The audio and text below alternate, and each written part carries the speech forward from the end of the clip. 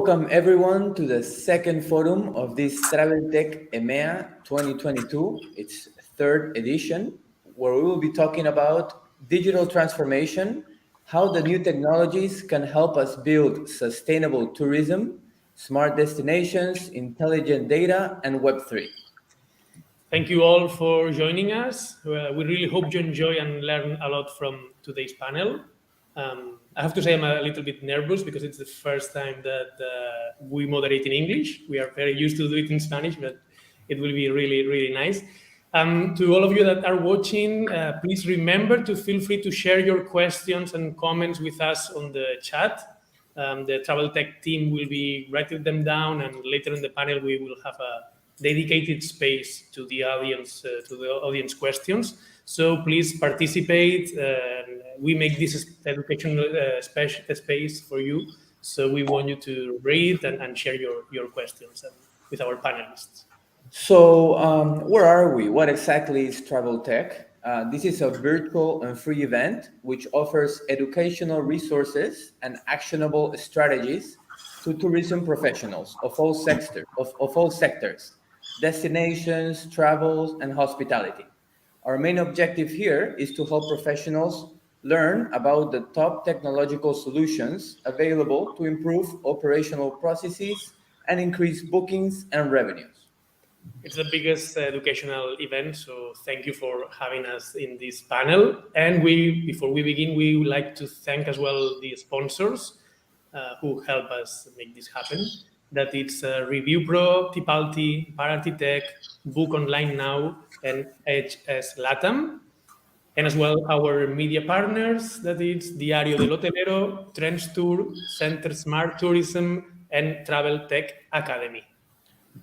And before we begin with our round of questions and debates, we would like each of our participants to introduce themselves and the company that they're representing. So we're going to begin with Nelly Gedeon. If you can introduce yourself, please. Well, thank you. Good morning, everyone. I'm really happy to be here. I'm excited to share some insights with respect to sustainable travel this morning. I am the CEO and founder of Wayaj. Wayaj is a travel platform that makes it easy for travelers to calculate and offset the carbon footprint of their trips.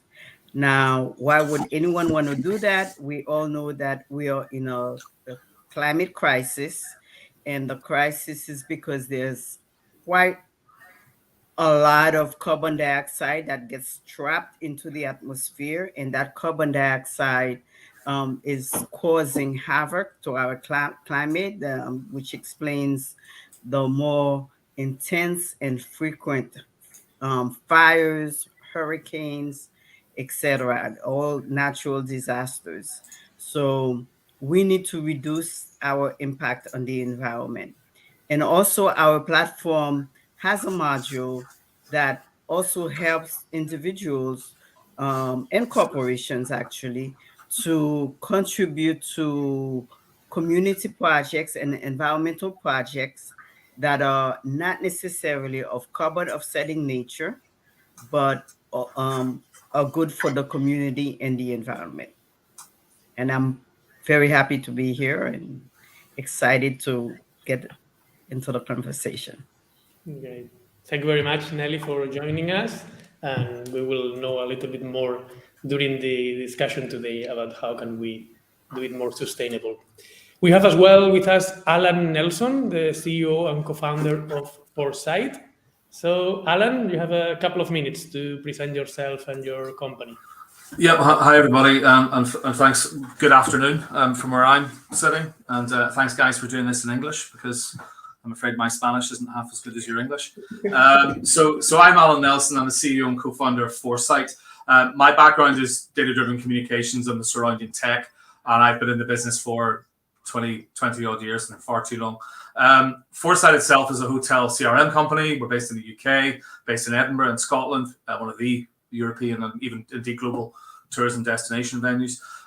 We do data-driven guest communications for the hotel and the wider accommodation industry. We create a fantastic digital guest experience for the guest, but also help the hotel maximize guest satisfaction, maximize revenue opportunities, and hopefully minimize cost with a lot of automation that we built in. Our mission is to help hoteliers understand what they've actually got in their data and then maximize the use of it. A lot of hotels recently have put in contactless technology, for example, but are they really taking advantage of the data that they're capturing to build that relationship with the guests and get them back in a direct manner?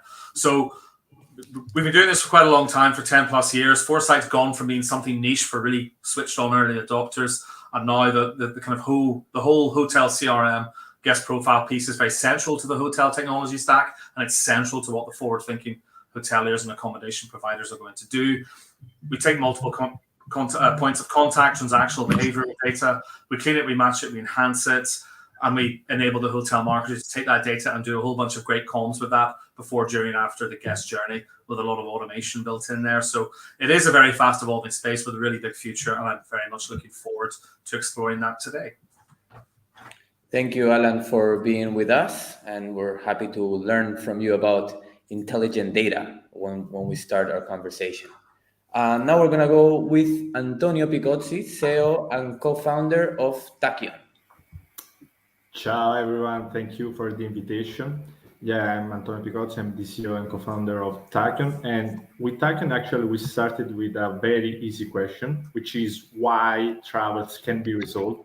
So, I mean, today, if I have a t-shirt, I can resell it if I don't want to wear it anymore. The same with a vacuum cleaner on a smartphone.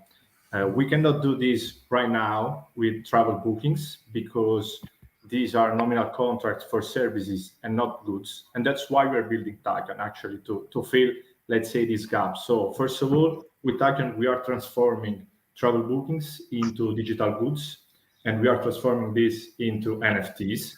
And secondly, we are creating a new marketplace, which we call the travel exchange, where you can actually buy and sell travels. So we are creating, let's say, this new idea behind the reservation, which are no more service, no more contracts for services, but are actually digital goods.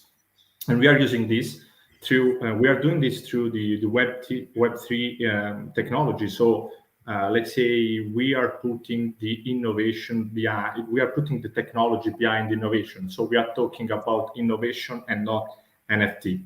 But yeah, we will learn more after which are actually NFTs and how we can use it in different ways. Thank you. Great. Thank you, Antonio. Happy to see a familiar face with us today, and we will learn something. We will learn more about how this new technology and resellable reservations will improve tourism. We have as well with us Simone Puorto, founder of Polybius. Simone, present yourself. Nice to meet you, and thank you for having me here today. A bunch of friends on the panel, so that is going to be fun. I'm the CEO and founder of a consulting company called Travel Singularity, but in this case, I'm talking more for another project that I'm running together with Hospitalidad, and that's Polybius, and that's the first travel and hospitality series in the metaverse. And it all started.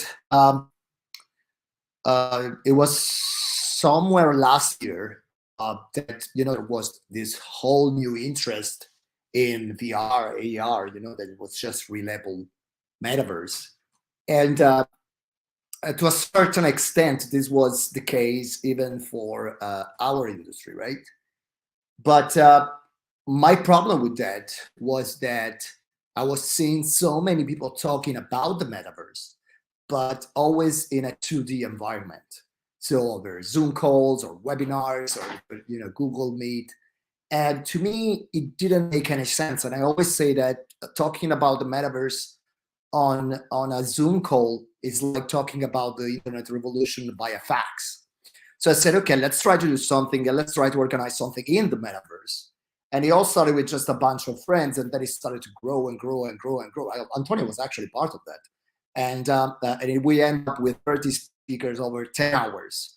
And there was a lot of fun. But looking back, I think that the main problem was that all the people, even though they were all C-level people, but all the speakers, they were coming from the same industry, from the hospitality industry. And my feeling was that they were not able to see all the different ramifications. So this is when I started Polybius with the guys at Hospitalidad, and I wanted to create a community of people, not necessarily from the travel and hospitality space, but from other industries as well, to try to educate hoteliers to some of these concepts that like Web3 or decentralization, NFT, DAO, DeFi, whatever, we're pretty familiar with, but the average hotelier is not. And so basically, this is today I'm talking. I'm putting my Polybius hat. I'm talking more from a metaverse standpoint than a consulting standpoint. Great to have you here with us, Simone, and to learn about the metaverse with you. We've heard about you, and we're very happy to meet you. And now we're going to go with Vincent, Head of Partnerships at Winding Tree. Hello, Vincent. Please introduce yourself. Hey, guys, and thank you for the invite. It's a great honor, especially like Simone also said, with great friends. We have some familiar faces on this call as well. Indeed, I work for Winding Tree, and Winding Tree is the first Web3 travel project that provides solutions in the travel space with blockchain solutions, smart contracts, NFTs, you name it. We've been doing that since 2017 with the help of a great community. We are a non-profit that is totally supported by the funds of the community. So there's nobody holding any strings attached. We're also slowly moving into a DAO, which some of you might are familiar with. Meaning that our latest project is Win.so, which is a decentralized travel marketplace where we connect travelers and sellers such as hotels, and in the future airlines, tour operators on a decentralized marketplace. And that means that you're as close to the both two parties as possible, right? So reducing costs, being more transparent, increasing trust, and so on. So yeah, thanks for having me, and excited to get the call started. Thank you, Vincent. It's always happy to see you. So thank you for being with us as well today. So thank you, you all, for joining us today. We would also like to introduce quickly ourselves to the audience. We are Gianfranco and Albert, two hospitality industry professionals who created Hospitalidad Emprendedora, that began more than 2 years ago as a podcast of interviews to tourism professionals with the main objective of getting to know them in personal and professional level, so we can share with the audience advice to help them in their personal and professional development. Our passion for our industry and for innovation led us to immerse ourselves into what is blockchain and Web3. And from there, we have created the first course of initiation in blockchain and Web3 for industry professionals in Spanish. And we want to help our colleagues take their first steps while learning about new projects and use cases of this technology in our industry. And we're also very happy to advise and consult tourism organizations that want to implement these kind of solutions in their businesses.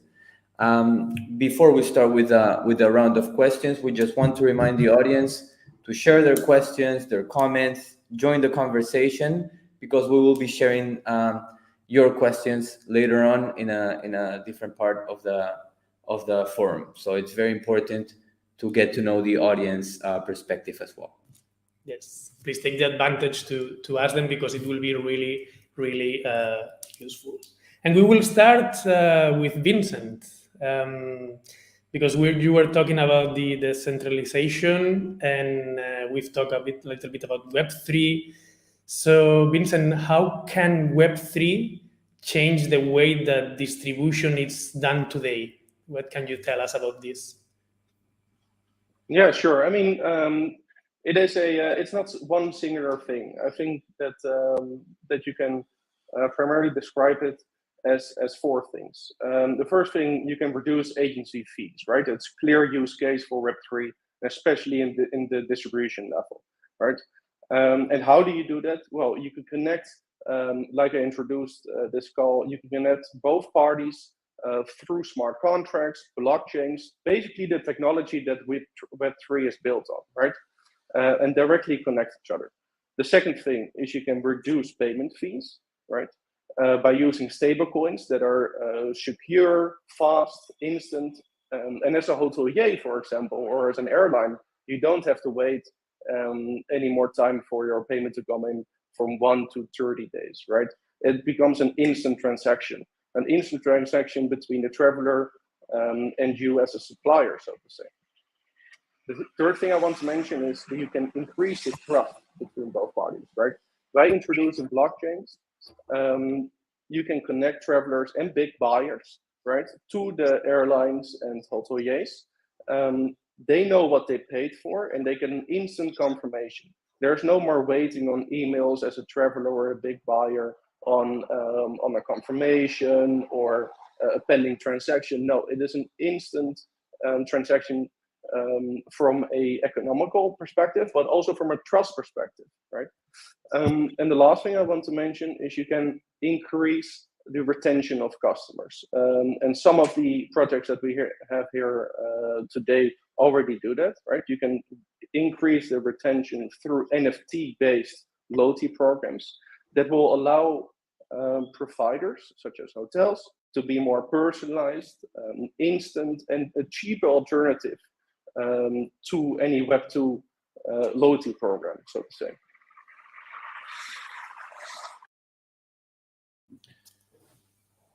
All right, thank you, Vincent. Does anybody want to add anything to that about the hotel distribution current ecosystem and how we think technology can change it for better in the future?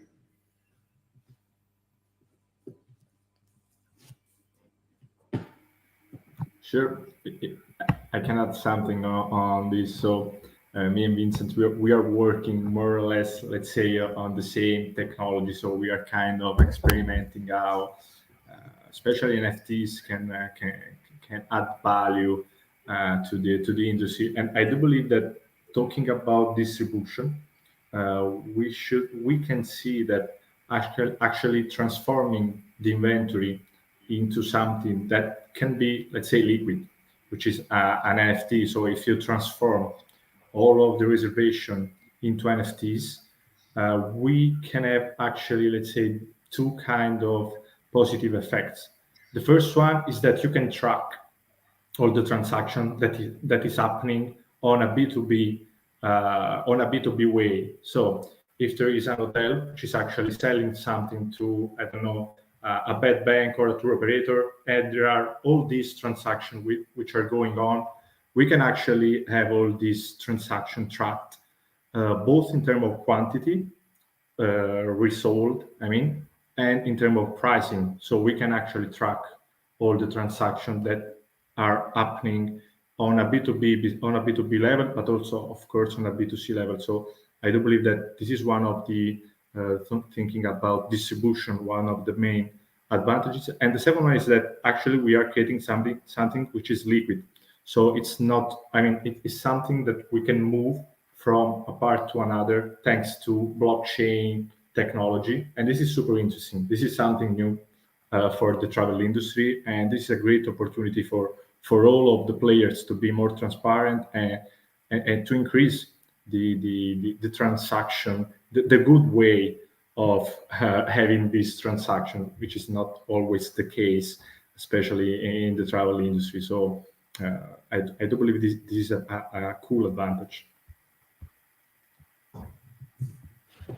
We do have one of, I would say, oh, please, Nelly, go ahead. Yeah, actually, not being on hotelier myself, and I'm listening to the conversation, I'm wondering how would the conversion or moving towards those Web3 technologies, would that require major infrastructure investment for the hotels? Yes. Yeah. So I think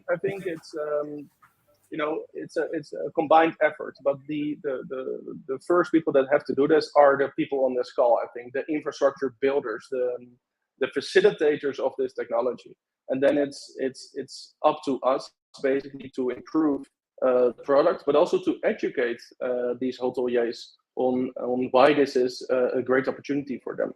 It is a two-way street, so to say, and a lot of Web3 projects out there are constantly focusing on only the Web3 bubble, and what we see at Winding Tree is really to build, and I think a lot of people on this call as well, we have to build between Web 2 and Web 3 world, right? We can't just talk to Web 3 developers and only innovative hoteliers. No, we have to build those bridges between the old world, so to say, in order to bring them over to Web 3. We have to connect to disconnect.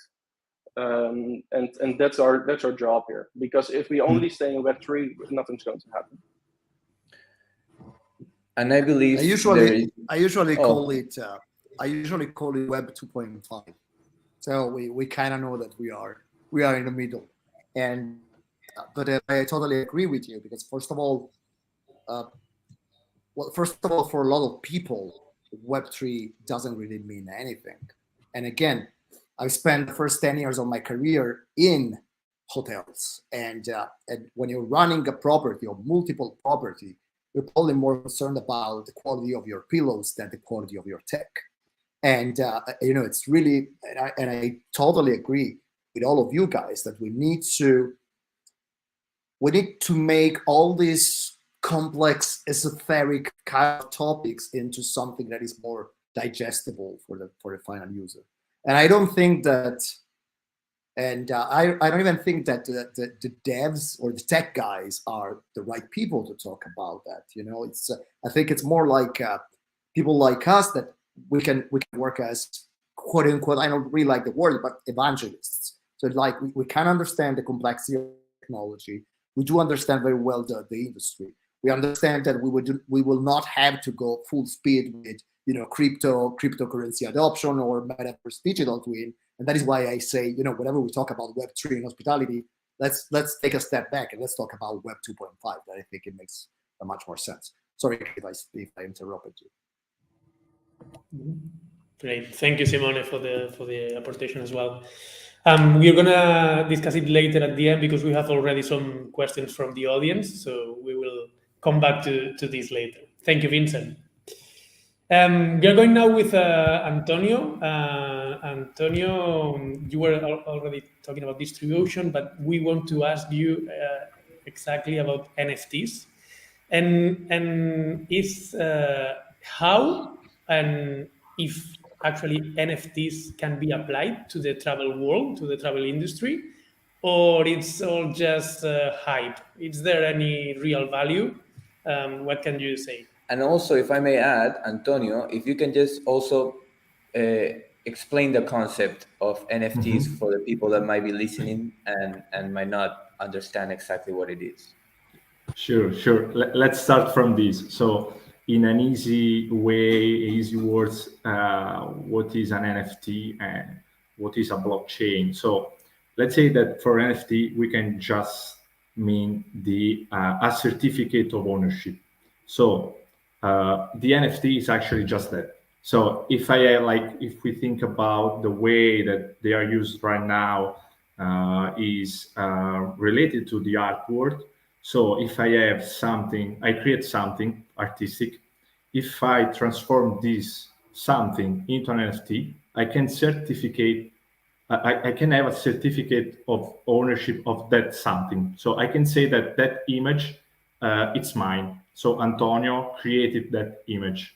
That's just it. So it's very, very easy. So the NFT is just something that can tell you if I am the owner or not of that digital good, let's say. And these NFTs are actually works on a blockchain that in an easy way as NFTs. The blockchain is just a register. So it's just a database, let's say. So it's distributed. So the way, I mean, not going very tech, but distributed means that it's very difficult to modify and to edit the information on the blockchain. And that's just it, just to be very, very easy. So not go on a tech level. And we saw that the NFT, as I said, have been mainstream, let's say, with the artwork. So we saw that there were a lot of NFTs sold for millions of dollars, because I mean artists are using this to have just to say to the people, to the mass, that they have created actually that artwork, and that artwork has value because the artist created this. So there is a market which is actually which has been created to buy and sell this kind of artworks. But this is just the start, I would say, for the NFT. So let's go back to the real meaning of the NFT, which is a certificate of ownership. And I do believe that, also using the words of Simone, that I totally agree, we should work more on a, let's say, Web 2.5 vision. So meaning that we should put the technology behind the innovation. So, and there are a lot of use cases that we can see in the travel world for the NFT. So first of all, starting from the most artistic one, we can create immutable memories. So think about like the way how we can create, we create memories when we travel. So if we have the possibility to store these memories forever, let's say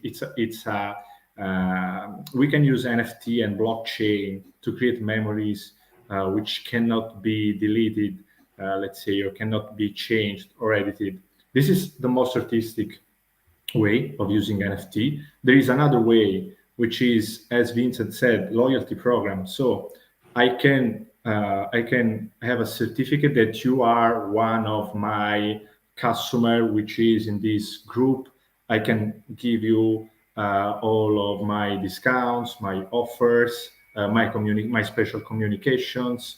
So, and I can first of all have let's say a trusted way to say that you are you are part of the loyalty program. And secondly, I can also exchange this kind of status, or I can exchange my points for the loyalty program. So, and this is opening the third one, which I do believe is the biggest opportunity for NFT, which is actually on making the travel booking resellable. So, as I mentioned, today there is no secondary market for travel booking, which I do believe, no, but maybe I'm wrong, is the only big industry without a secondary market. So we can resell more or less everything, but not bookings, travel bookings. And this is a huge opportunity, because if we can say that Antonio is the owner of a booking, and then Antonio can exchange this booking to Simone, keeping the same information, keeping the trustness of the information within the booking, both for the travelers, which is actually buying this NFT, and for the hotels, for instance, for the travel player, which is actually then offering the service. I do believe that this is the biggest opportunity, but I do believe that we should do it right now on a Web 2.5, let's say, model. So if we think about NFTs, if we have to store NFT, we should have a wallet right now. We should have cryptocurrencies.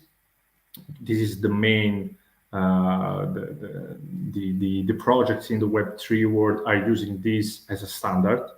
And for sure, like creating a wallet, it's just one click. So you just have to put an email, save the password on a piece of paper, and that's it. But people don't want to do that right now. So we should be aware that right now we should make this very, very, very easy. So we will go there, of course. We will go to a Web3 user experience.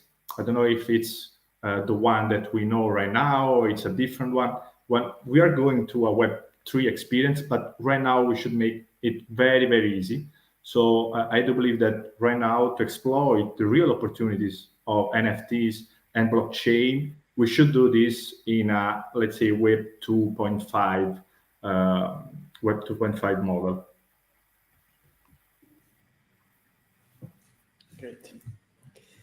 Anyone wants to add something to what Antonio said?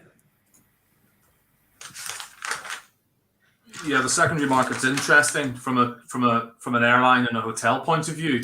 However, inherent restrictions there in terms of the hotel and the airline generally has to know who's traveling with them, and there's often, particularly if they're traveling between different countries and if they're staying in a city or certain places, that there are some legal requirements around that as well. So in my mind, that's maybe one of the reasons why you've seen secondary markets grow up in other areas, like particularly sports events and concerts and so on, but actual hotel bookings and particularly flights is maybe something that would be more challenging, actually finding a system where there is that secure, safe system that person A buys it, but then sells it on to person B. Plus, will the airlines and the hotel groups and so on protect their own customer base, and they'll dictate the pricing rather than hand that over to a secondary market as well.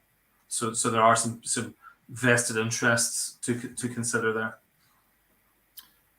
Sure. So, answering your question, the first one is I'm talking about making the booking resellable before, let's say, the check-in. So, of course, when you make the check-in, you should know which is the customer, which is the name, the first and last name, the email.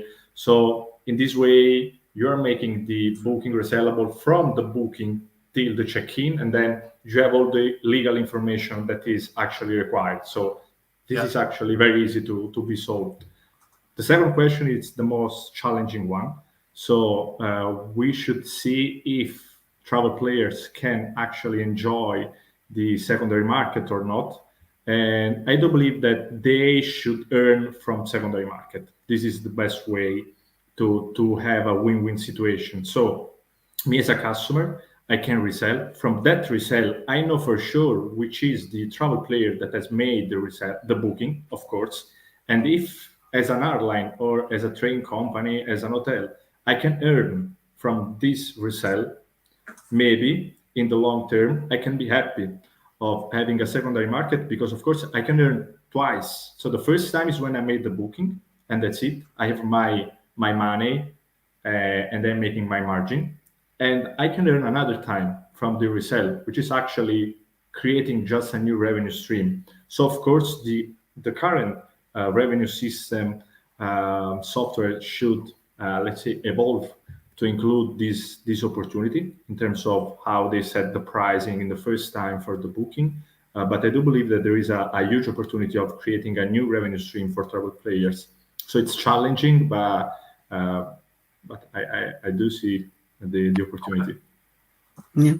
Actually, I have a question. I do agree with Allan that for security reasons, especially for airline reservations, right?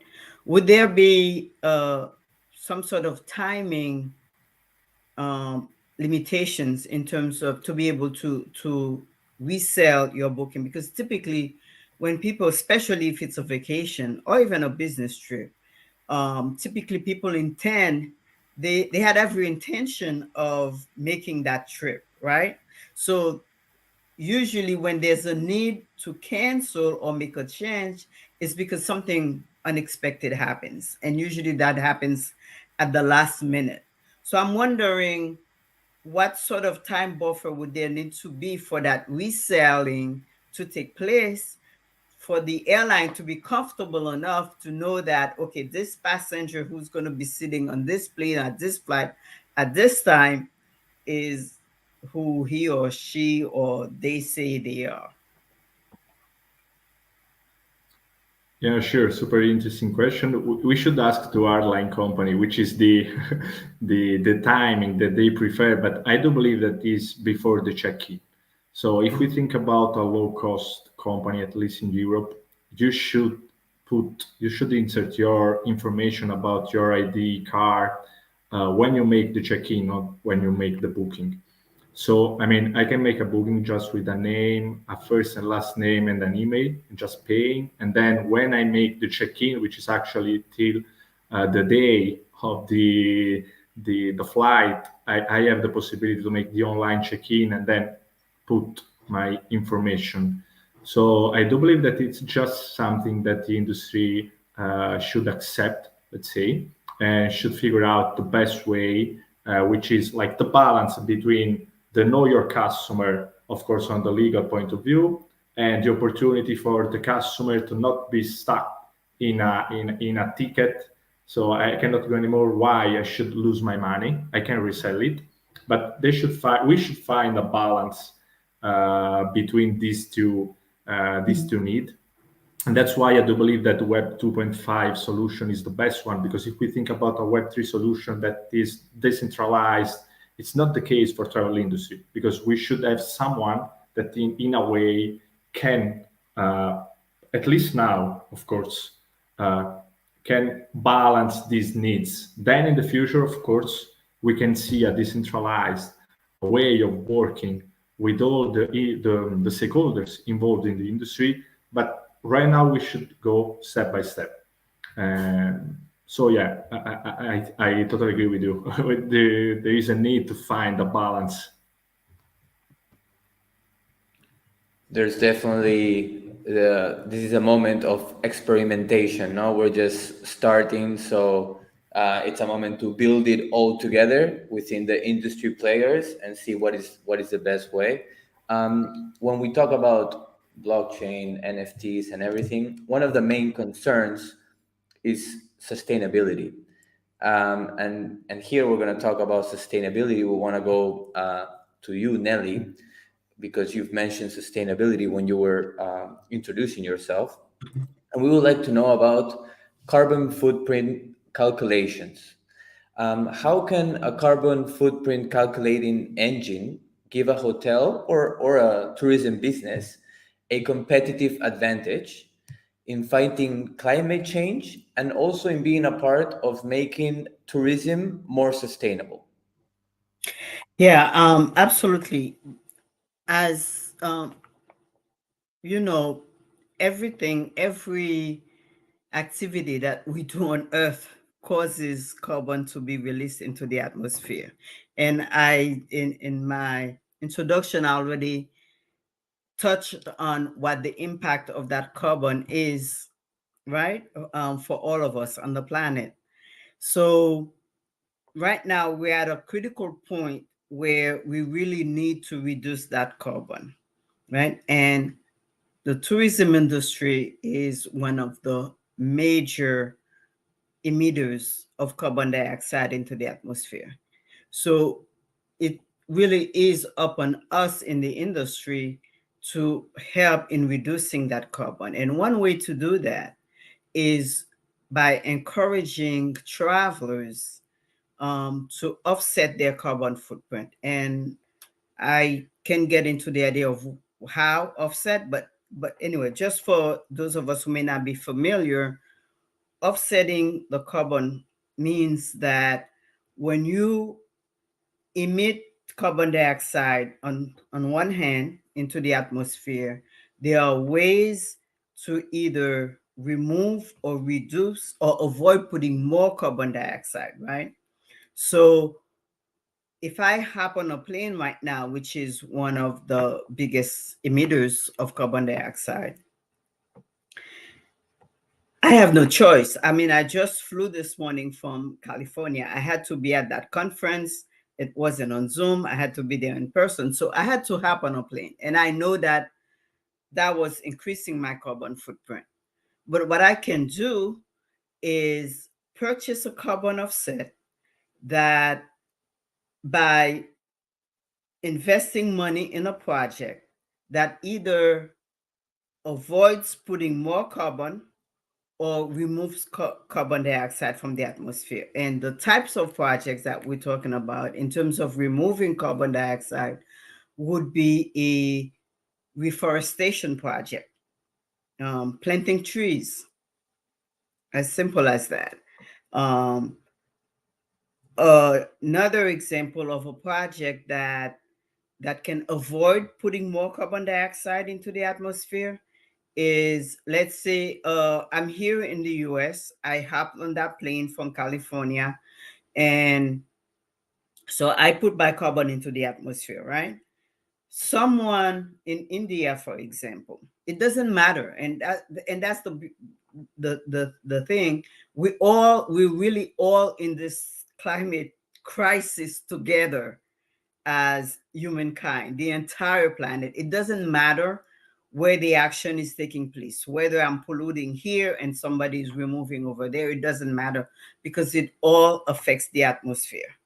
So as I was saying, I hop on a plane, I put carbon into the atmosphere. A community in India needs a new source of energy, for example, right?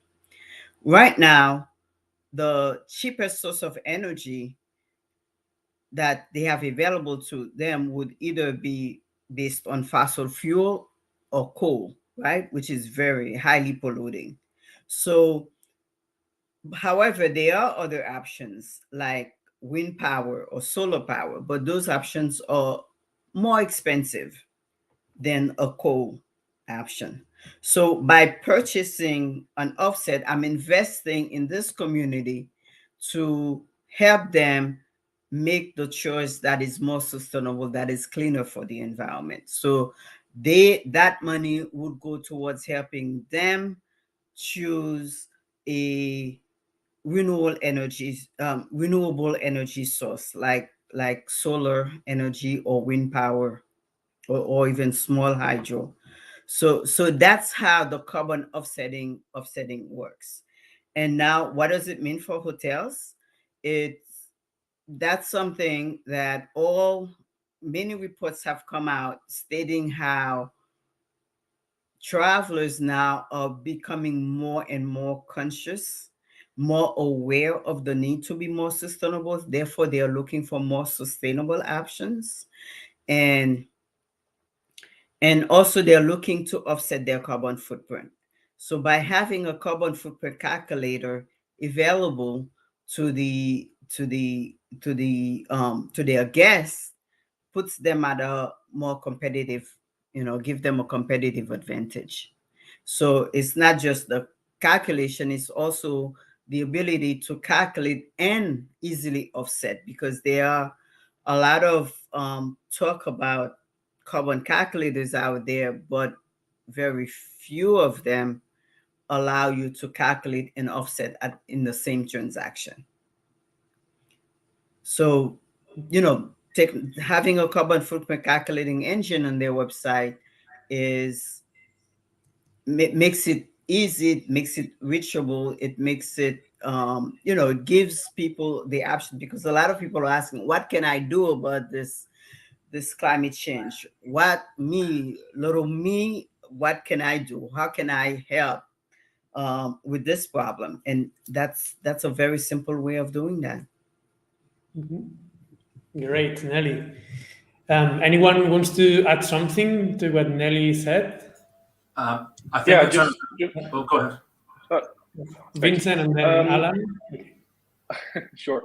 I think Nelly, you make a good point, and I think what Web3 technologies like blockchains, right, can help in that effort, right? It can provide the proof of doing so. So imagine any corporate company out there.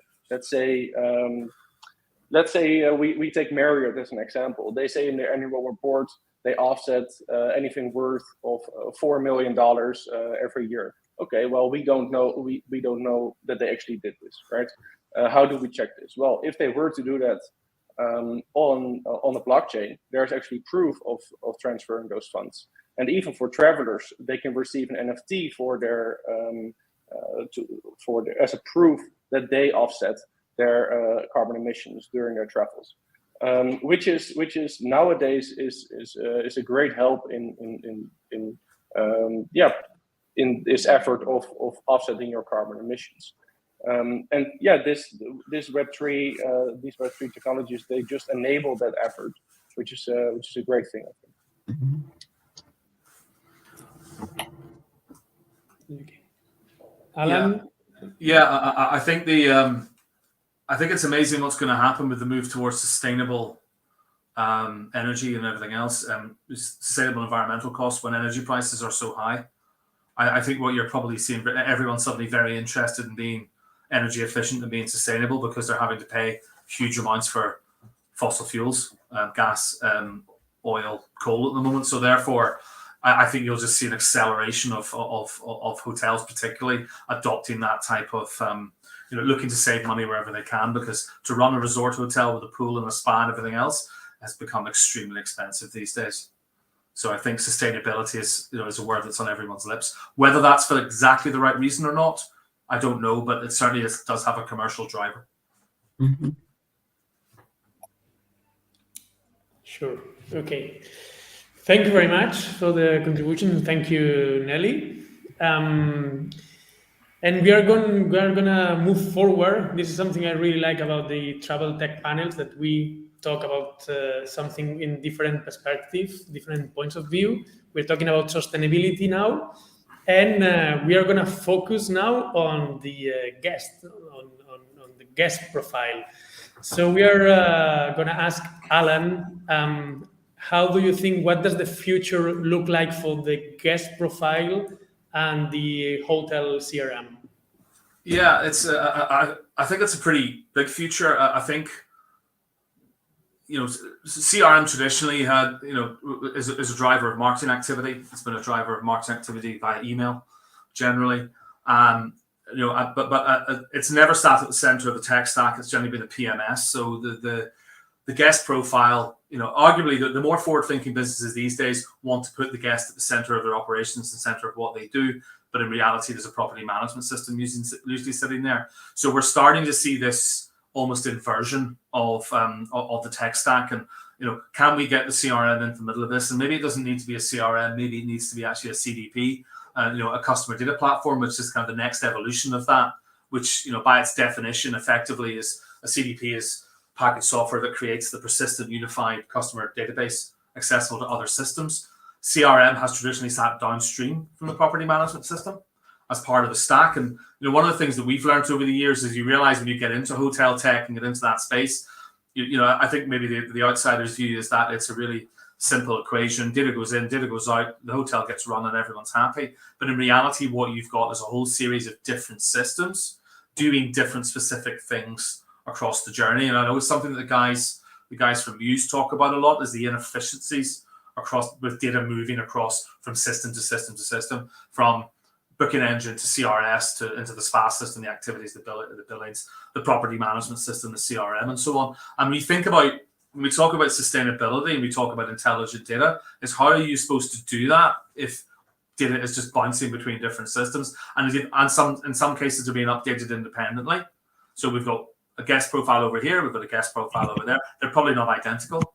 So how do we get them and match them together? So that's what the CRM often does, is some intelligent matching and cleansing to bring them together. But that's quite inefficient.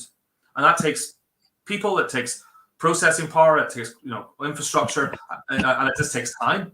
And in an industry with staff shortages, there's a lot of wasted time there in terms of getting guest profiles correct.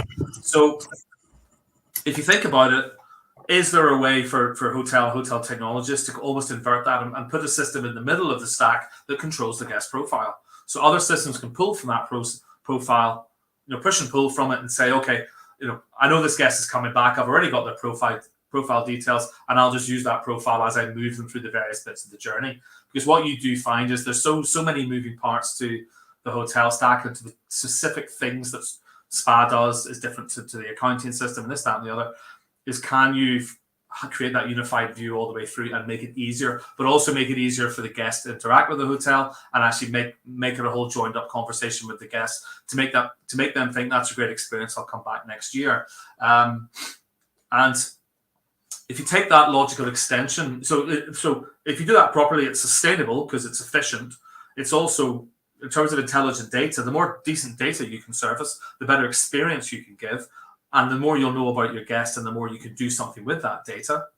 So remove those friction points. But also there's kind of the last, the third part of that is Web 3.0. And, there is that debate over, there's a lot of good 3.0 potential use cases out there, but how will hoteliers adopt those? What are the opportunities for Web 3.0? Because it's not going to be a one and done solution. In a lot of this case, there are a lot of Web 3.0 solutions out there that are still looking for the problem they have to solve. And the problem within the hotel specific space is there are a number of different problems across different systems. How do you replace those? Which ones do you do first? And so on. But an interesting one for me was one I heard when I was in the US a few months ago, is self-sovereign identity, is where, and everyone's nodding, so that actually, you guys, have a good idea what it's about as where, but to explain to everybody is that your own details will be held in the blockchain. You will control that, and any system, whether it's commercial, governmental, whatever, will access your details for a time limited period as much as you set on it. And your details will always be up to date, and these systems will push and pull from it rather than creating effectively a copy of your details that are set in time and set in stone, and then degrade over time. So that to me is a really potential interesting application of blockchain. But when will the infrastructure, at scale catch up with that? I think it's going to be, a decade at least, if not almost a generational thing for all of these different elements of the hotel tech space to catch up with that. And I probably predict it now is probably the first type of organization in our space that will catch up with that. But airlines, very possibly, and probably the OTAs will be the other one, because the big OTAs have the scale to be looking at this stuff properly. Can I add something to that? Please. Because I think you're totally right. That is why, I don't like to go too crazy when it comes to Web3 and hospitality. Because I think that to a certain extent, our industry is paying, let's call it a tech debt, okay? And the problem is that if you think about it, whenever we think about hospitality, we think about a human-centric industry, right? Very high touch. But if you look closer, ours is also a very high-tech industry, And I always make this comparison. If you need to run like a 30 room hotel, that's the average size of a property in Italy, for example, you will need at least half a dozen software. A PMS, a channel manager, a booking engine, maybe an RMS, a POS, and so forth. Now let's make a comparison with a restaurant, for example, with just 30 tables. You can pretty much operate with pen and paper. Now, this created to me as some kind of paradox, because we got all this technology, and we always needed this technology, but most of this technology, especially when it comes to the PMS, has been built in the 80s and the 90s. And so like integration got messy. And when we talk about with Antonio about Takyon, we talked about it several times. And look, the problem is always the same. You need to get the data from the PMS. It's always a pain. You got this Mickey Mouse small companies just serving 5 clients. And, especially here in Southern Europe, the fragmentation of tech is incredible. So to a certain extent, I think that there are some hoteliers that would like to adopt some kind of the quote unquote new technologies, but they are kind of bounded by the tech limitations. But the paradox is that they do have these tech limitations because they had to adopt technology at a very early stage. And that is why I see, and I do agree with you, Allan, this will be probably airline and OTAs. But I can add something else. I think that when it comes to hospitality, the first ones that will see some kind of benefit out of Web3 will be apartments, because they usually don't have all this, dinosaur monster behind their back. I always call it the monster in the basement. All these legacy systems with, no API, no integration, and so forth. So I think that, of course, there is a cultural problem when it comes to tech adoption, but there is also a tech problem, and that is that we are starting with a lot of infrastructure that have been built before the internet, before the cloud, before OpenAPI, let alone Web3. If I can add one more thing, that they're often, I think we were discussing this earlier on regarding sustainability and energy prices and energy costs. If you think about it, So therefore, some type of event often happens that accelerates progress and accelerates development. There's potentially something either here or coming down the track for the CRM, CDP guest profile space, which is first-party data and third-party data. The easiest way traditionally for the last decade or so for people to advertise to new customers was to tap into the large search engines, the large social media networks, get a good view of customer profile or potential customer profile, and then advertise like hell to them. That's obviously changing, and it has changed. Apple has obviously restricted that. Google has restricted that as well.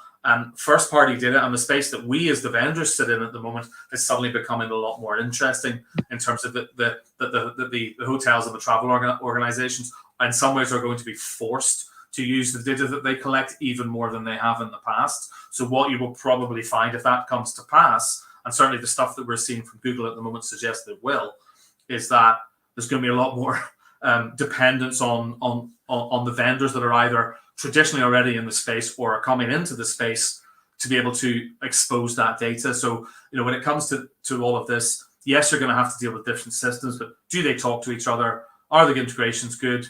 Are the APIs available, etc.? Can data move between them? And can each of the systems do a good job of what they do? And so, but I think this decade going forward with privacy laws and everything else, I think that's going to be a really interesting shift in the market. If I can add one last thing, just about short-term rentals. Simone, you put out that short-term rentals might be the first ones, or apartments might be the first ones that experience Web3 to its fullest extent, or the most extent as possible, because they don't have that legacy systems, right? Like let's say Oracle, for example. I don't want to name drop, but yes, that's the main problem. No problem. I'll do it for you. I just want to point out that these short-term rentals are highly reliant on a big intermediary called Airbnb, obviously. And the problem with a big intermediary, and first of all, the difference between hotels and short-term rentals is that hotels still have a certain degree of direct bookings. They are reliant on big Web2 intermediaries, but they also increasingly so receive direct bookings. And the problem with short-term rentals and their reliance on Airbnb is that, let's say as an Airbnb host, you get 2 or 3 bad reviews in a row because of construction or something out of your hands, out of your power, right? What does Airbnb in this case? They actually can suspend you, and there are a lot of cases that they do. They suspend your listing on the platform for 2 weeks, 3 weeks, 4 weeks, in order to punish you, so to say, because of the bad reviews. They don't want to have a 3 or 4 star review on Airbnb. And that is, for me, that is absurd. And that is something that in Web2 is constantly the case. On Booking, on Expedia, on all the big guys, it is the case that they have the power of disabling your business. Imagine, you work for 30, 40 years and you buy a few apartments just to sit back and retire slowly. And you just get suspended from these big intermediaries on the short-term rental, as a short-term rental. And that in Web3 is not going to be the case in an ultimate industry, right? And that is why we need to focus on building bridges, but like I also say, Web 2.5, like we mentioned, but we can't forget the purpose of Web3. We can't forget the purpose of decentralization and getting that power away from the big intermediaries, and say, look, we are in charge of our own listing, and that will result in the SSI, right? Taking your business, let's say on a Web3 platform, to another Web3 platform. You build up your reputation on that platform. That's all fine. You get your reviews, your descriptions, your whatever, and you take it to a different platform with exactly those details. And that's something that is not possible in Web2 right now. So I think we must not forget that purpose of Web3 and the ultimate goal, so to say. We're long. There's a long road ahead, but we can't forget that. Vincent, it's exactly what we were saying the other day. I was saying, we had a conversation a couple of days ago And I was telling the story of this, and I think it's a very telling story, even though it doesn't come from the hospitality world. But an Instagram influencer, Australian artist, and like a decade ago, she picked the metaverse name on Instagram. So if you go on Instagram at metaverse, you will not find Zuckerberg. You will find this girl, right? And last year, after the Facebook rebranding, Facebook just closed the account for impersonating a company. And this to me is very telling. Basically, it's just you building all this influence. And in our case, can be like, okay, I'm number one on TripAdvisor, or I got like 1 billion reviews on Google reviews, whatever. But it's not agnostic. You have nothing at the end of the day. That's the problem with Web 2.0, right?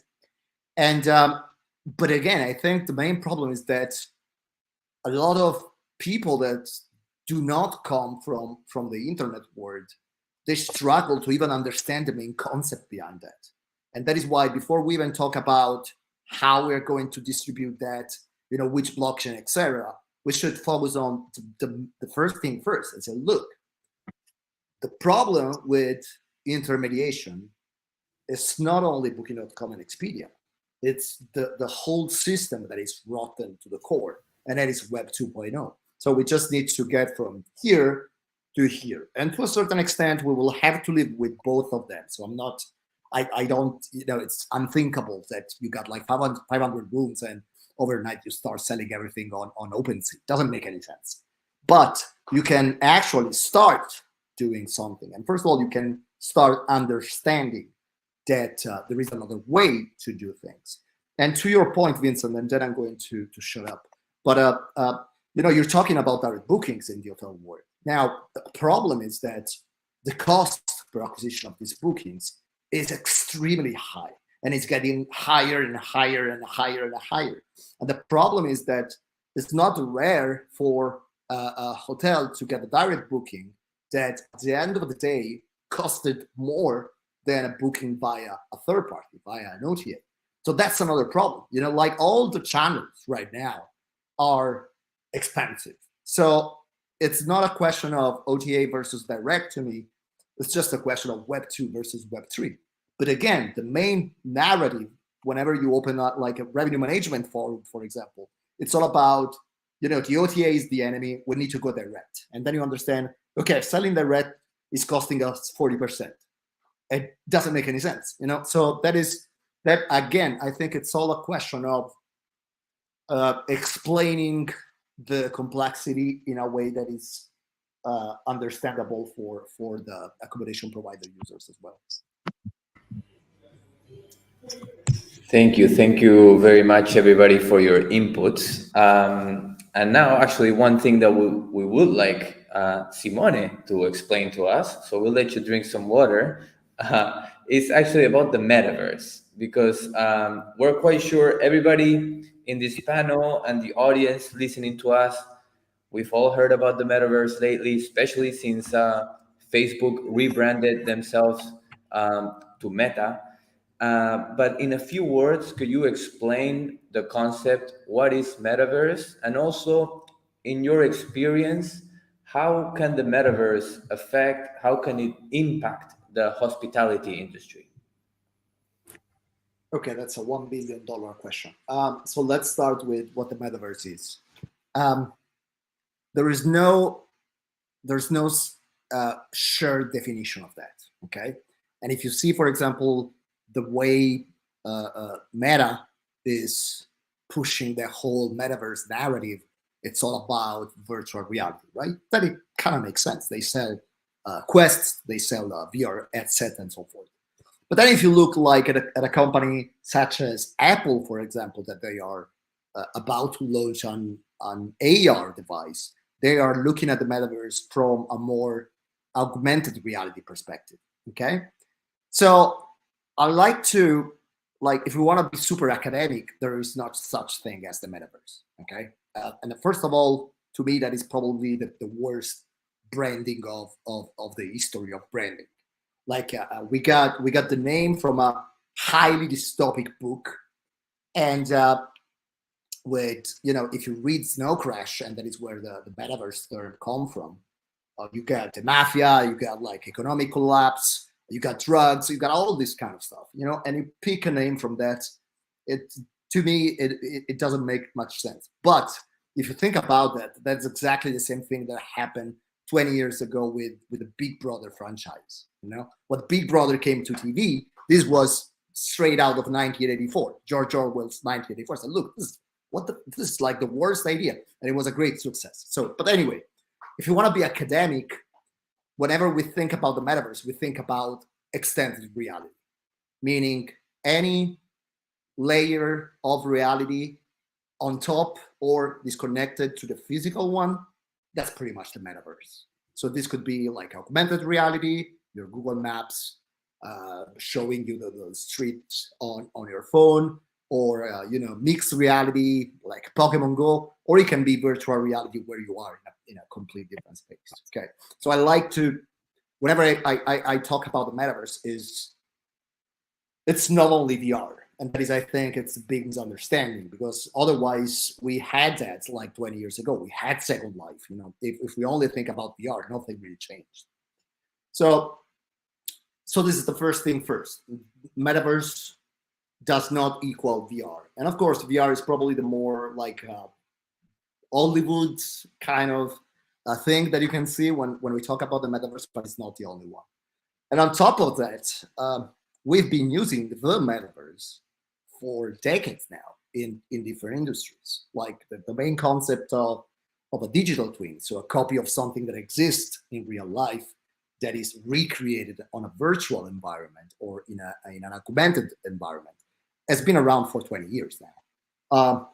Think about, I don't know, crash tests, okay? When you buy a car, the first thing that comes to mind when you think about security is a physical car crashing against a physical wall to understand the impact that the accident can have on the human body. Well, a lot of companies, they're already doing this in a virtual environment.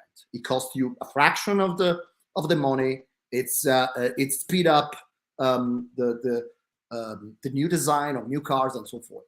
KFC, I was reading the other day, they moved from training their chefs from physical reality to virtual reality. And they went from 25 minutes needed to train a new chef to 10 minutes to train a new chef.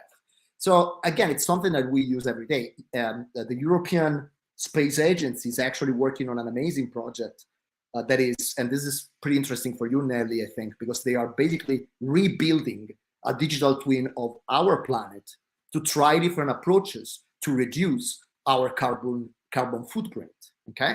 Or we see in medical, like industry, wherever.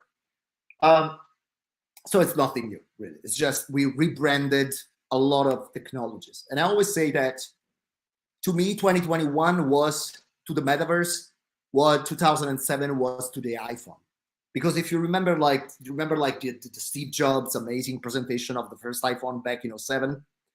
Now, if you look back, there was nothing really innovative about the iPhone. The cool thing about the iPhone was that you had all these different technologies that already existed, like digital cameras or MP3 players, all combined in one single device. That's the metaverse. So you got augmented reality, you got virtual reality, you got mixed reality, and then, but this is not necessary to build the metaverse, but it's, if we don't build the metaverse with that approach, we could be in a big dystopian nightmare.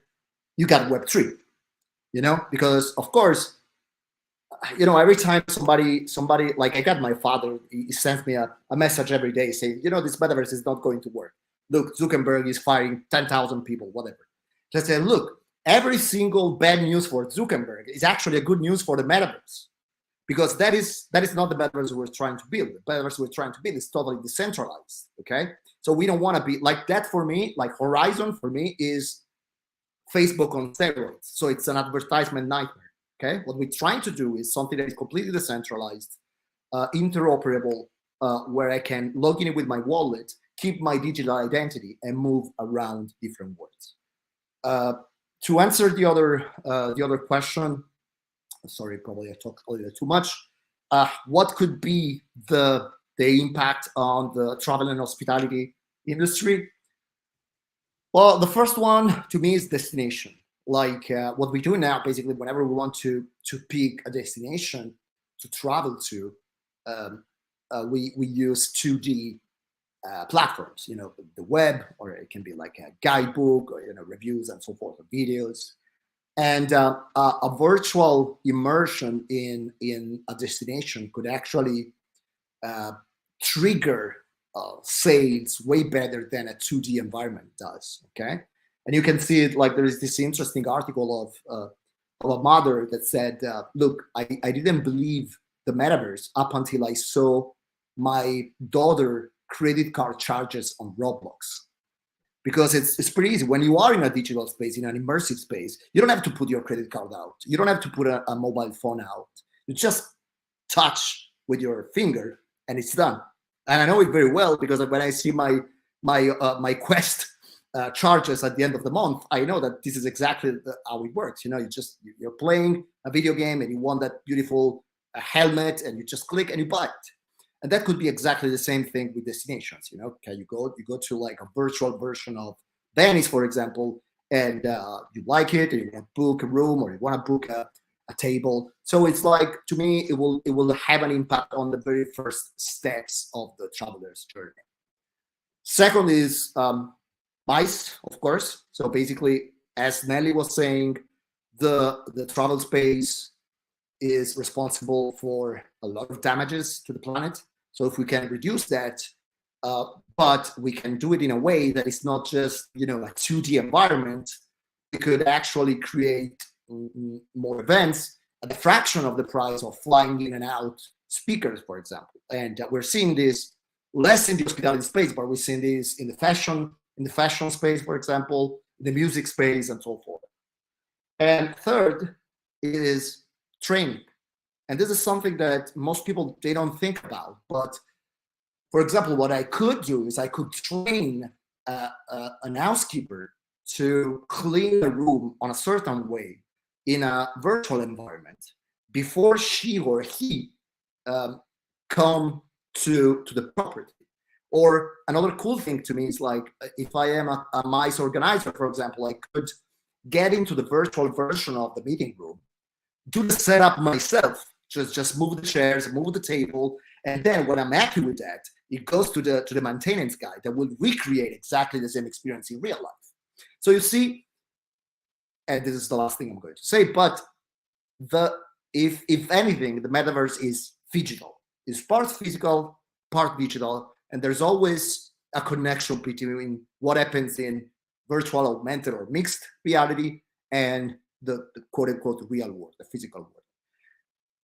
Of course, when we think about travel, because it does have this connotation of you need to go there to experience something, most people are a little afraid when we start talking about the metaverse. But that is not necessarily, metaverse is not going to destroy travel. In a way, it's going to, first of all, increase the pre-stay experience. And second of all, it's going to create another source of revenue. Like, think about, for example, all the people that would like to travel, but they cannot travel. Like, think about people in the hospitals, for example, or people with mobility issues. We can recreate experiences for these people that, even though they are not the real thing, is as close as possible as the real thing. Okay. And I always say the same thing. Look, you want to understand the metaverse? If you got a grandmother or a mother that is on her late 80s or something, buy her a headset, and you will see the expression on her face, and you will understand why the metaverse could actually do a lot of good in our industry as well. Okay, thank you, Simone. We have a few questions from the audience, but before moving forward, anyone wants to add something to what Simone said? Yeah, I just have a comment and a question. So the comment is, I totally agree with the vision of having like the metaverse and the current travel, let's say, as complementary and not substitutes. So it should, of course, create an added value.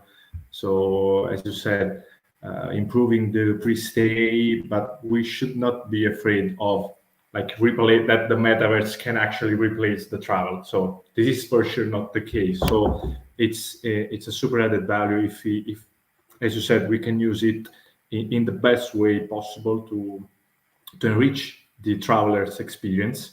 I do believe that the challenge, as you highlighted, is the interoperability, of course, because interoperability means kind of standardization. And the challenge is that standardization means kind of, I think, centralization. So if we should agree on a standard, there is someone that should say, okay, this is the standard, or in a like decentralized way, what can happen? So there are 10 people, 6 are going for A, 4 are going for B. So the 4 for B will create a new ecosystem where they agree. So, and this is, I mean, where I see the main challenge of metaverse is that to not create this A or B, but we should find a way to have the right amount of centralization, of standardization, to enable the interoperability, so to unlock all the opportunities of the metaverse. And this is, I do believe, this is the biggest challenge of Web3 overall, of all the technologies related to Web3. So to create that right balance, to have all to exploit the opportunities and not to be locked in that sense of decentralized, of full 100% decentralization. But I don't have an answer, of course, to how to solve this. Well, there are like it's a good point, and I think you're totally right. I always say that interoperability in the metaverse is the key problem, because like now you see a few hotels that are starting to build on the metaverse, right? So like every day I read a news about a hotel building on the metaverse. Now the problem is that if I say I'm building my hotel in the metaverse, it doesn't mean anything, nothing. Like the only thing I'm saying is, look, I picked one platform and I'm building a virtual version, digital twin version of my hotel in that platform. The problem is that if that platform will be abandoned in 5 years, that the community will go away, I will have nothing left. And that's the big problem, you know, because first of all, you got an adoption blocker, that is the fact that for most metaverse, you need to buy land, and this is expensive. The second thing, you need to build on top of the land. And the third problem is that when you build something on top of that land, you need to rebuild it if you want to use it on different metaverses or M words, or call it whatever you like, okay? And even if we get to a level of interoperability, there's still the another problem that it looks like nobody is mentioning, but to me it's like a big elephant in the room, is that all these different metaverses, they all look different.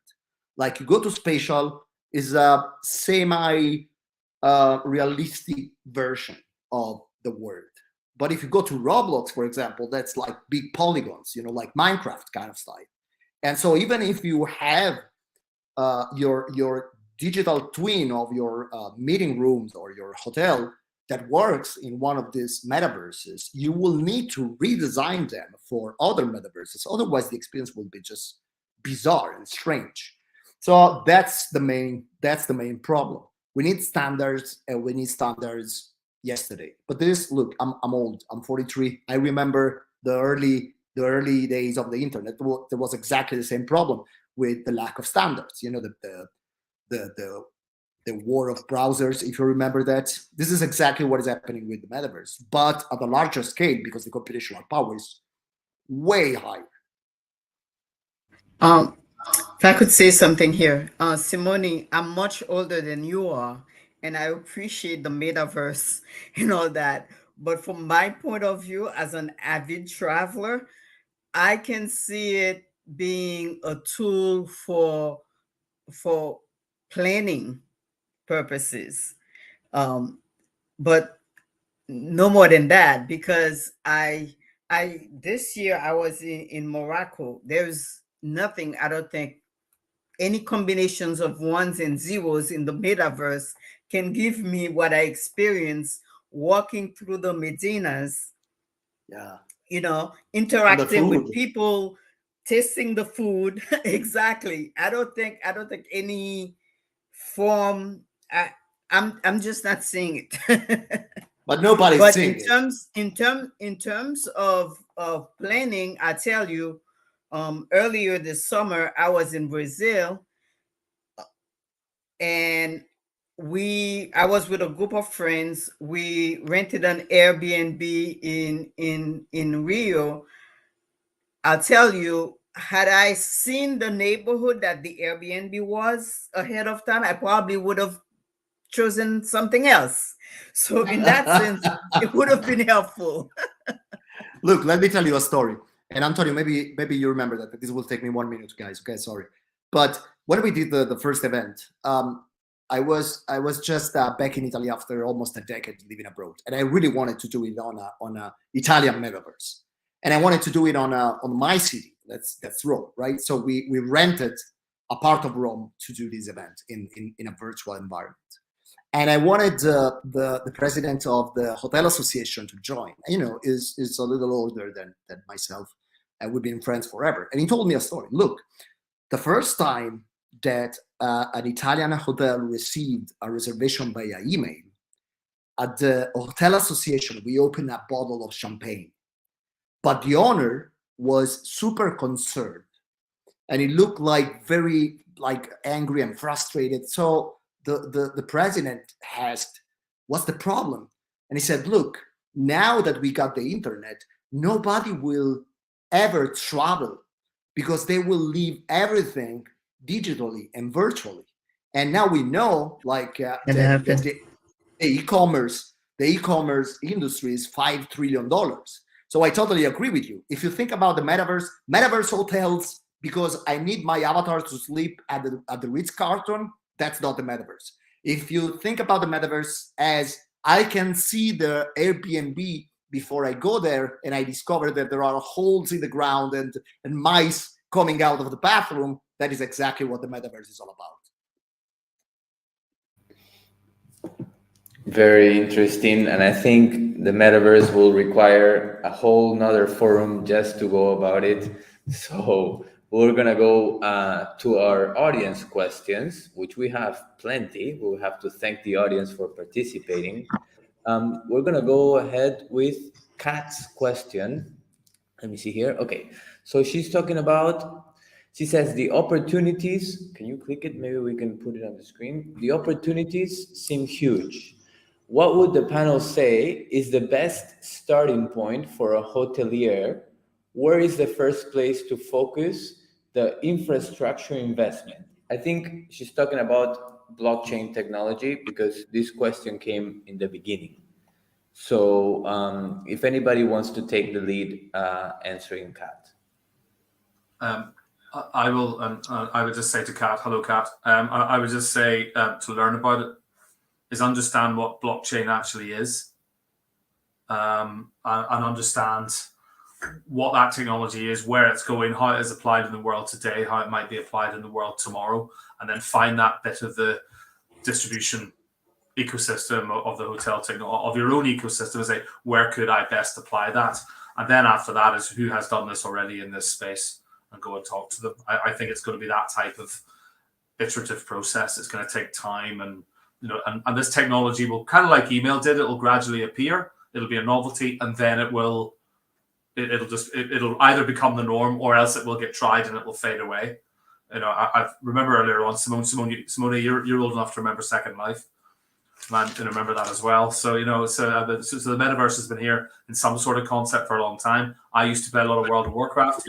That's arguably a platform as well. So, but yeah, I think Kat, you just need to learn about it and work out where it will sit best in your business. I still think it's not something that I, in my particular space, come across that much yet. So I'd be interested to see when the first applications do start to appear in our level of the technology. Our space at the moment is all about interoperability and APIs at the moment. That's what we're seeing. But data in traditional platforms rather than distributed ones. Yeah, I think Kat is already one step ahead than most of people in hospitality, because she's specifically talks about investment in infrastructure, in the plumbing, whereas a lot of hoteliers and a lot of people in the travel space think about marketing opportunities, saying, kind of Web3 washing, I call it sometimes. Kat is talking about investment into plumbing, and that is super important, because actually another commentator on the chat today talks about the infrastructure and how that has to change, and then build everything on top, like NFTs, like metaverse, like distribution models, what everybody here is doing. And we indeed need to look at plumbing before we talk about any marketing materials or whatsoever. It's super important to fix those legacy systems that Simone talked about earlier, that were literally built in the 80s and 90s. If we do not change that, or if we do not provide an alternative to those systems that is as user friendly, so to say, as them, there will be no significant change in Web3, so to say, or travel with Web3, because we need to fix those connections and basically the technology that in Web3 that we provide. Great. Thank you, Allan, and thank you, Vincent. I hope, Kat, that these answers works for you, so you have a better understanding on how to start. The next question we have from the audience is actually to Nelly, and they ask you, Nelly, how is your calculation of carbon footprint different from other calculators in the market? If you'd like to reply to that. Yes, our hotel carbon footprint calculator is based on actual data from the property. When I say from the property, I'll give you an example. Marriott has, I don't know how many thousands, if not millions of properties, right? They can't give me average data across all their properties. Our calculator only uses data for specific locations, specific properties. So it's then when by using actual data, you get more accurate information. That's one thing. Other calculators, most calculators out there are for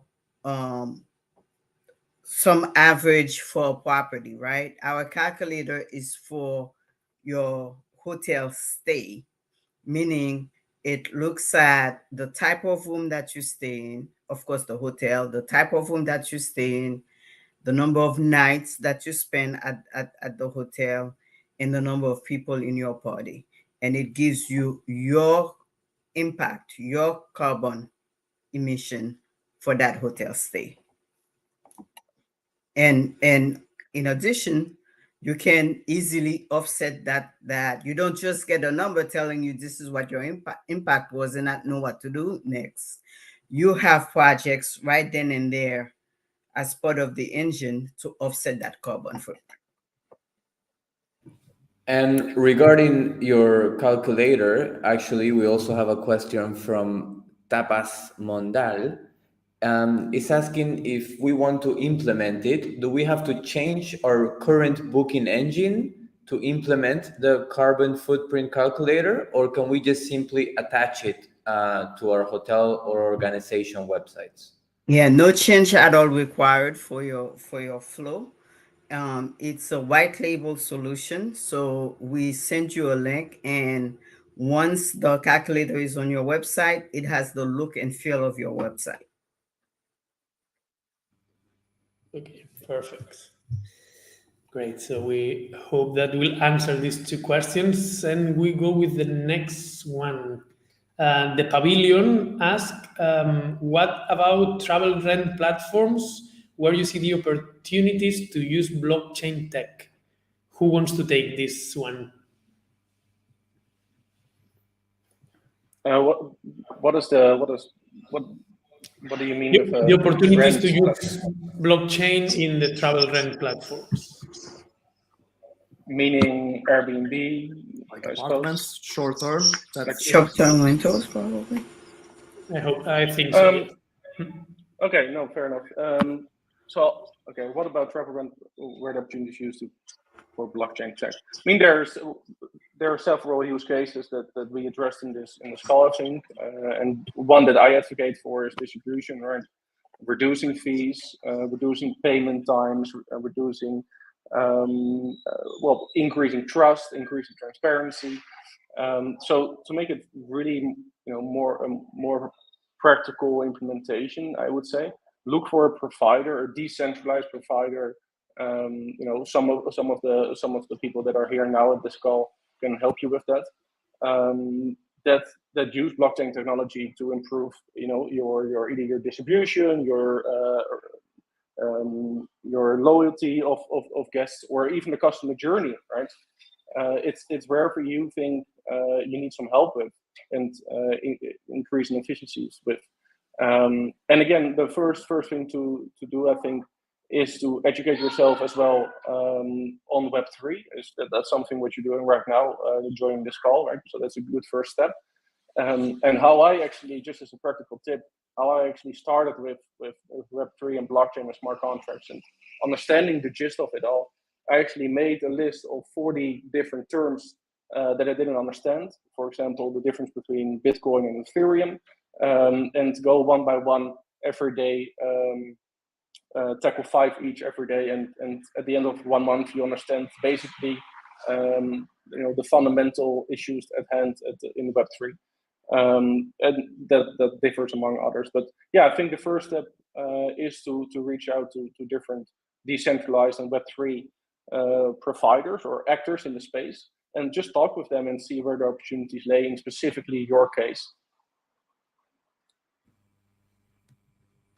Yeah, I think just a thing on this. I also see a great opportunities for reviews, especially on travel rental space, because as you see, there are a lot of websites where you can place your apartment or your room, and as we said before, 99% of the time there is no website for that room, or a single specific website as there is for the hotel, no? So one of the key advantages that you have when you have to convince a customer to book your specific apartment or your specific room is the reviews, are the reviews that you are having. So if you can, through the blockchain, have these reviews, this data shared through different platforms in a trusted way, I do believe that this is also another use case, very interesting for especially for the owners. So to have the reviews shared between different travel rent platforms. Great. Thank you, Vincent, and thank you, Antonio, for adding to this question. Now we're going to go ahead with a question from Red Planet Hotels Innovation. And they're asking, we're going about data here. So we're asking about, what about the relation between data search flight and booking search data? I don't know if anybody wants to take this question. I'm guessing it's asking what's the relationship like between flight data and booking search data.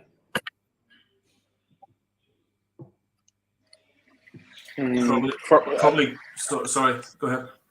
Go for it.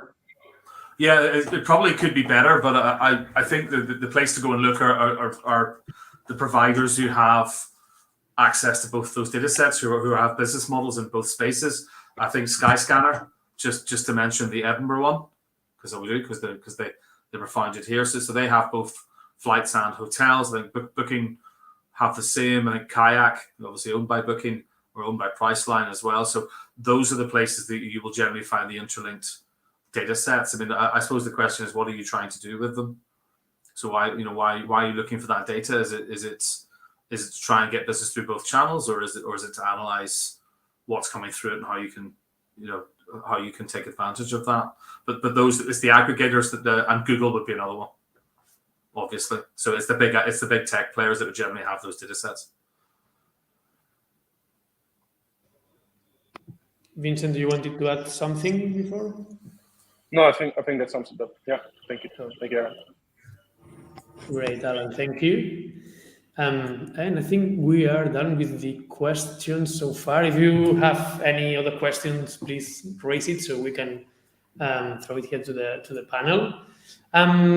We are gonna move forward with one topic to finalize in this panel, because we talk a lot about technology, the new technologies, and we always, as hoteliers or in the tourism industry, we always are guest-centric. No, we always want to put the guest in the middle of the journey. So how we can combine both? Like, how can hotels, in this case, simplify all the tech stack and put really the guest in the middle of it? No, who wants to answer this one? I could certainly try, Simone. You want to start and then I pick it up? Yeah, I think it's a question of asking yourself, what is your guest journey? What is your optimal guest journey? What type of experience do you want to give the guests? What type of property do you have? And and when you look at that stack and you accept that there's maybe more than one vendor in there, who are the best vendors at your stage and at the stage you're trying to get to? Who are the best people to work with? How interoperable are they? How open are their APIs? How well do they all talk to each other? Even though from a hotelier's perspective, you probably shouldn't be expected to have to develop to various systems. You want to see those integrations already in place. And then ask yourself, what are your revenue opportunities throughout that journey? What are your time-saving opportunities, and what can be automated? So can this technology go in and work across the piece? So in my mind, that's some of the things that you should consider in terms of putting the guest in the middle of everything. It's not, technology won't solve everything for you. You have to be very clear on what it is you are trying to achieve. So, look, I wrote a book on February about this very topic, and that is it's called Hotel Distribution 2050, and it's what I call post-human hospitality. And what I mean by that is that until we keep this binary mindset of people, humans on one hand, and technology, automation, AI, whatever on the other hand, we will never get out of this paradigm. Now, I always make an example. Think about the way we treat staff in the hospitality space.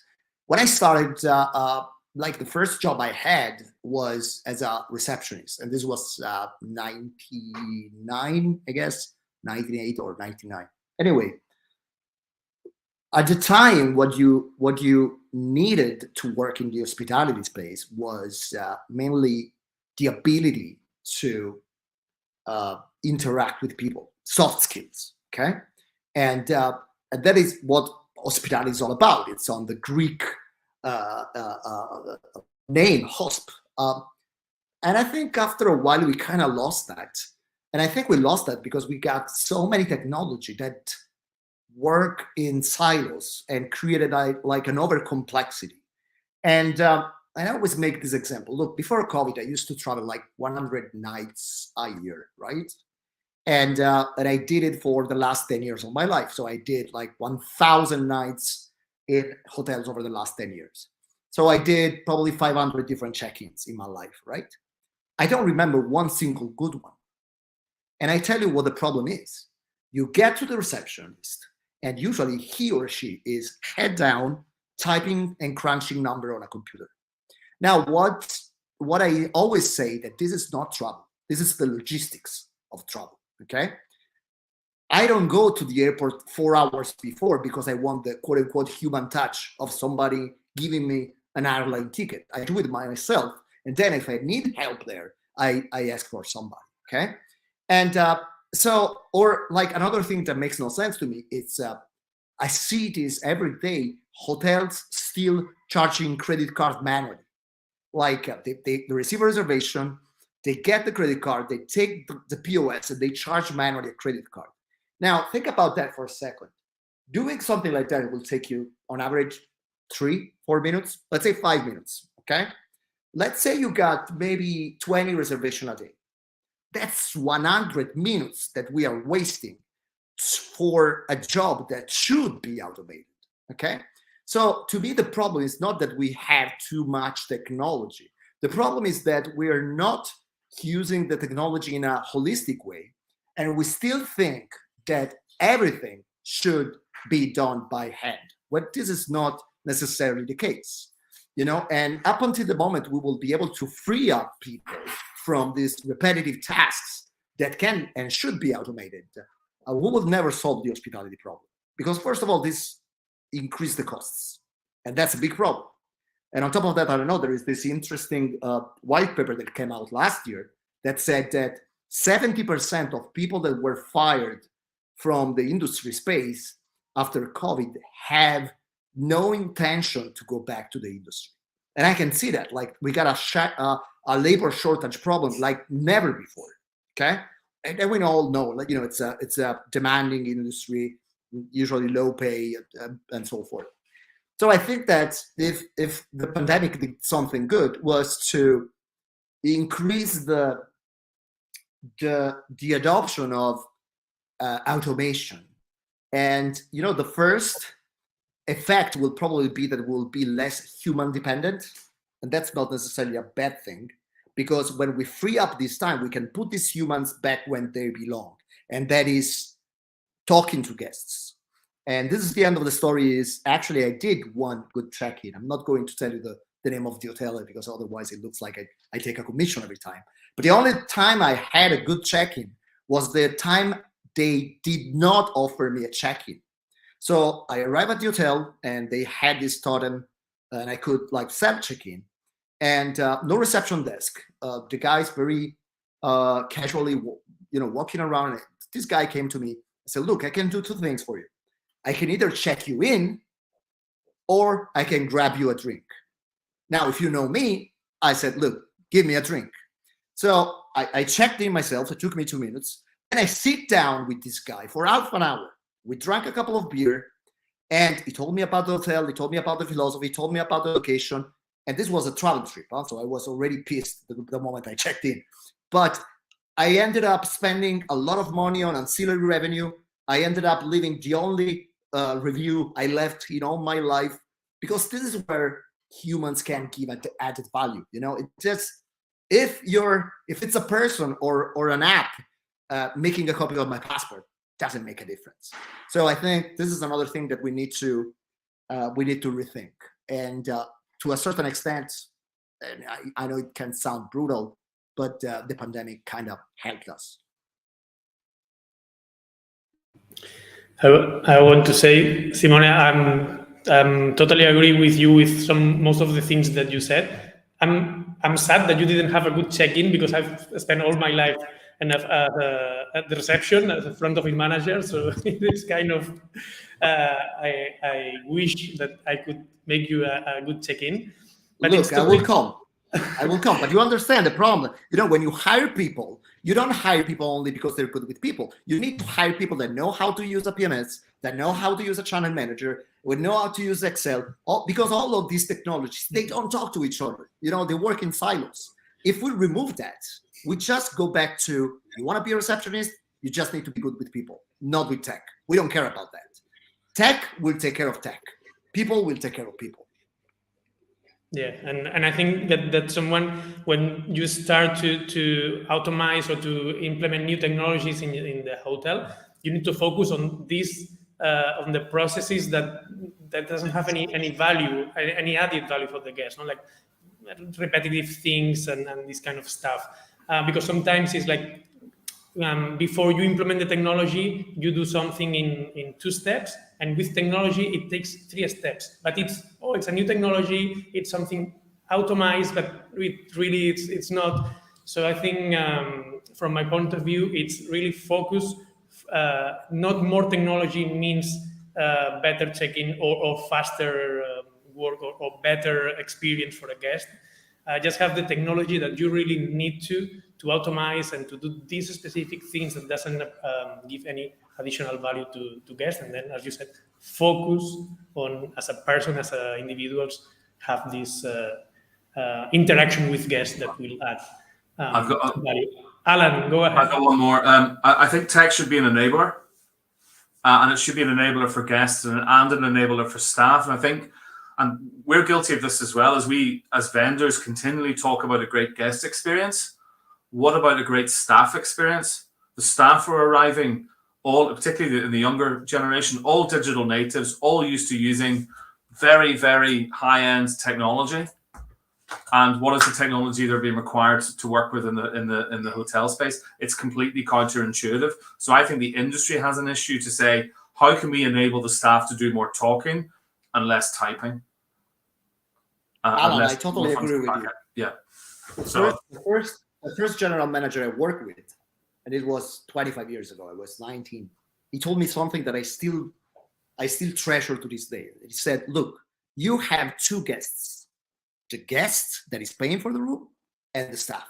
So I always see that when we talk about, guest experience versus staff experience, to me, it makes no sense. That's exactly the same experience. You make the staff happy, you reduce the amount of work, stupid workload that can be automatized for the staff. The staff will treat guests better, and this will create a virtuous circle. So that's, at the end of the day, it's all about that. It's not about tech for the sake of tech. Otherwise, it's just stupid, innovation. Like I want to be the first one to adopt that, and you end up like the Laserdisc, if you remember that. We're old enough to remember that failure. But that's not what we want to do in hospitality. So important to have that in mind, especially when we're talking about technology and innovation. We're reaching our 2-hour mark, so we're going to start saying goodbye to the audience that has connected with us. And we would like each one of our participants maybe to have some closing words, just a couple minutes to close your participation with the main idea that you want people to leave this panel with. So we can start with you, Nelly, if you want. Go ahead, please. Sure. This has been a very interesting conversation. I myself, I've learned a lot about the metaverse and NFTs and all that. These are, I have to say, technologies that I have not dabbled in yet, but certainly is open to learning about. So this has been a good primer for me. But what I want to remind people, all of these things, while it is important to think about progress and advancing in the future, but it's also important to think about the health of our planet now. Because if we don't take care of the planet, remember the fate of the dinosaurs? That's where we're headed. So and all these things will be technically meaningless. So while we have the opportunity to do good for people, do good for the planet, we need to take action, and I urge everyone to take action now.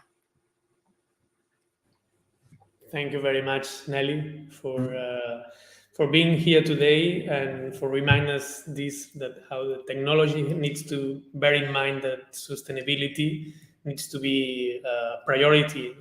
There's only one planet. There's no planet B. So thank you, Nelly, for being with us today.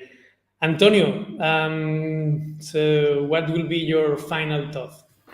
Yeah, I just want to highlight one easy point, that we are talking about Web3 opportunities and technologies. There are a lot of very super interesting technologies, but I believe that we should keep, of course, the focus on the added value of technology. So we should use technology as enablers, not as the key topic, let's say, of our business. And if we can add through technology something to the customers, if we can add something to the travel players that are working within the industry, then we are doing the right thing. If we are using technology just because it's cool, like talking about Web3 and blockchain and metaverse, of course, we are being wrong.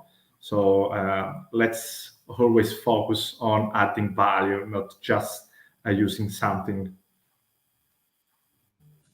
Thank you, Antonio, for that. We'll always focus on the value of our guests and our staff as well, as we've been saying lately.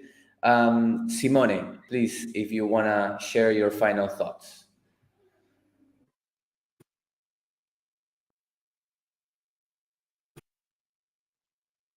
I think you're on mute.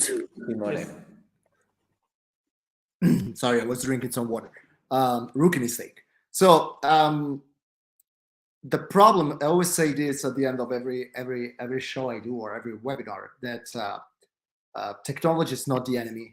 And the problem, especially in our industry, is not robots or tech replacing humans, but is using humans to do robot tasks. So if we look at technology this way, I think we will be already at the middle of the journey. And the rest is just, for geeks like us to create the infrastructure. But we need to change the mindset first. Great, very good one. Thank you for your participation today, Simone. I know a few of your quotes, so thank you very much for being here today. If you print them on a T-shirt, I want 20% commission on OpenSea. You can talk with Antonio. We will do a smart contract with a 10% royalty fee. We'll put the royalties there. Yeah. Thank you, Simone. Vincent, what's the idea you want to share before finalizing today? Yeah, first of all, thank you, Gianfranco and Albert, for hosting us. This was a great pleasure. It's always good, I think, to give a lot of people at one spot the opportunity to highlight their project, because only together, I think, we can really make an impact in travel. And the last thing is that I want to say is basically the following. We are super early. So if these kind of concepts that we're talking about today feel abstract to use as a hotelier, as an executive in an airline company, or just as an interested person into Web3 and travel, that is okay, because we are at the same time that faxes got introduced back in the day to internet and the World Wide Web. So don't worry if these things are maybe too difficult or too confusing to understand, because there will be more use cases and there will be more better user-friendly solutions out there. But it's already a great first step that you're here today. And the last thing, of course, if you want to expose your inventory as a hotelier on Web3 in a decentralized manner, talk to us at WindingTree or to me on LinkedIn, and we'll see how we can make it happen. Thank you. Thank you, Vincent, for joining us today. And it's true, we're very, very early in this ecosystem, so don't get scared. Join us on this exploration, and let's build the future together. And now for your final thoughts, Allan, please go ahead. Yeah, just very quickly, and thank you very much, gentlemen, for having me on today, and I really enjoyed the session, everybody, for the last couple of hours. If you're in the hotel or the accommodation business these days, you are in the technology business. You can't escape it. So if you need to learn about it, you need to get comfortable with it, and if you don't understand it or are not comfortable, there are plenty of people in the industry who are always very willing to help and give their advice.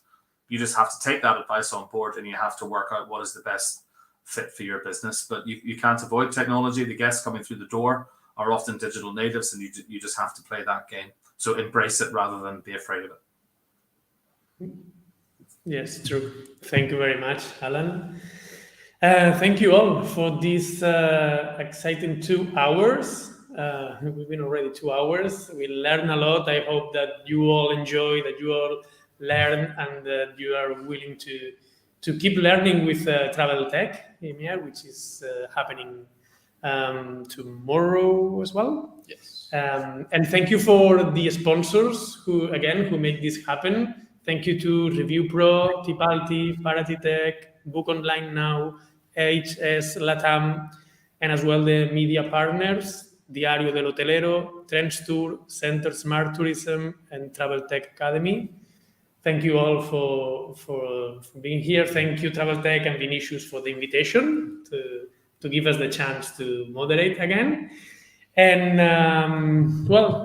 thank you very much. We hope to see you again, and see you next time.